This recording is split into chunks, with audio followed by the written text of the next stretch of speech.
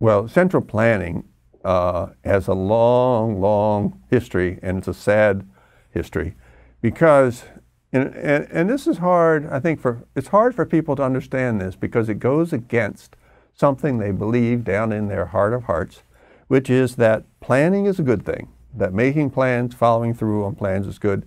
And if planning is good in my personal life, then plans must be good in public life too. The economists who set out to do central planning, if they were in a small village, they could organize traffic by central planning.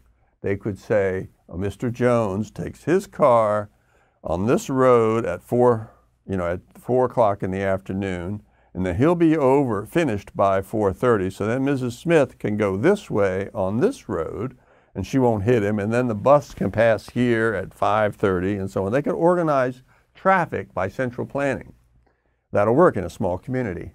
You get in a big community where you don't know who's going where or when or why, it doesn't work. They all collide. So civilization has solved this problem with the advent of general rules. And I mentioned before the rule against killing people, thou shalt not kill. But in traffic, we say, thou shalt drive on the right-hand side.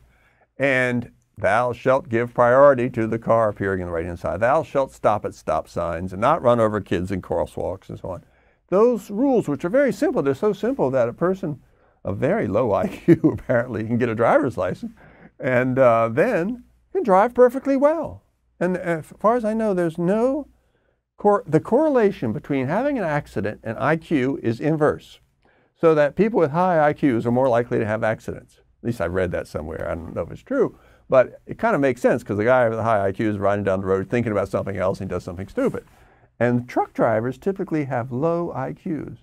I've read that. I don't know how true this is, but I read it. And I kind of imagine it, focusing on the driving is probably a good thing. But that's the way the real world works.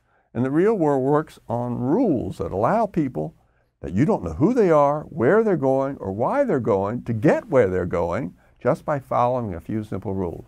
Thou shalt not kill, thou shalt not steal, thou shalt stay on the right-hand side of the road.